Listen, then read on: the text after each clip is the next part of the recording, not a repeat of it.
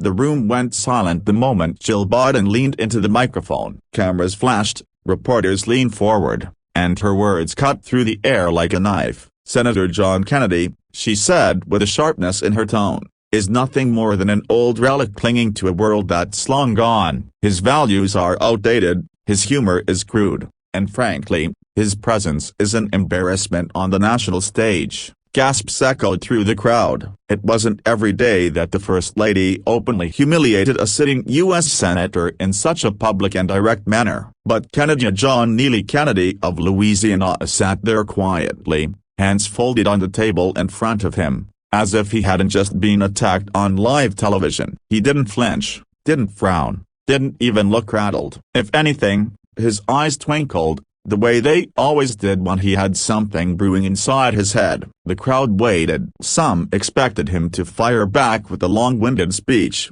others braced themselves for a heated exchange. Instead, Kennedy leaned toward the microphone, cleared his throat, and delivered one single line that would be replayed across every news outlet, social media platform, and late-night show in the country.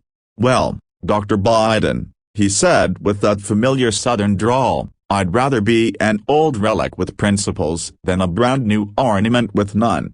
The room erupted. Some gasped in shock, some laughed nervously, and many broke into thunderous applause. It wasn't just the words, it was the way he said them, calm, unshaken, with the weight of truth pressing behind every syllable. Jill Biden froze, caught off guard, her rehearsed voice faltering for the first time that evening. Overnight, Kennedy's comeback spread like wildfire. Clips circulated on Twitter, TikTok, and Facebook. Memes flooded the internet. Supporters praised his wit, even critics admitted the line carried weight, and suddenly, Kennedy wasn't just another senator, he was a national headline.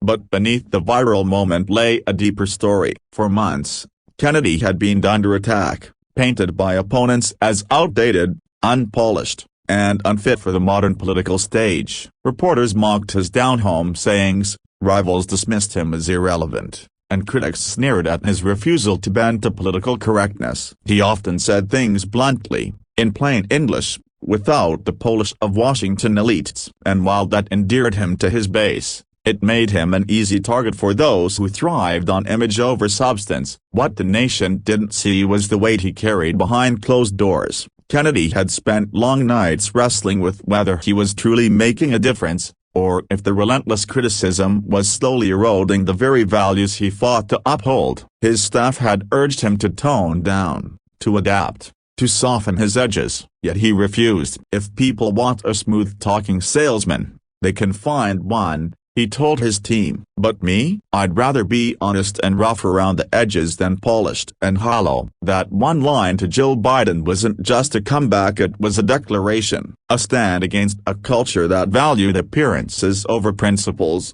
titles over integrity. And people felt it. In the days that followed, talk shows invited him for interviews. Journalists dissected his words, and Americans across the spectrum debated the deeper meaning. For many, Kennedy's remark wasn't about party lines or personal attacks, it was about courage. The courage to stand up, remain true to oneself, and defend values even when it meant being mocked. Even Jill Biden, in a later interview, was asked about the exchange. She gave a polite smile and waved off the question, but insiders revealed she had been deeply rattled. She hadn't expected Kennedy, the man she had underestimated, to dismantle her insult with such precision and without anger. What made the story resonate wasn't the clash itself, but what it symbolized. Americans are hungry for authenticity, for leaders who don't bow to the pressure of sounding perfect while saying nothing. Kennedy's comeback reminded the nation that strength doesn't always roar up. It can speak softly, directly, and still shake the walls of power.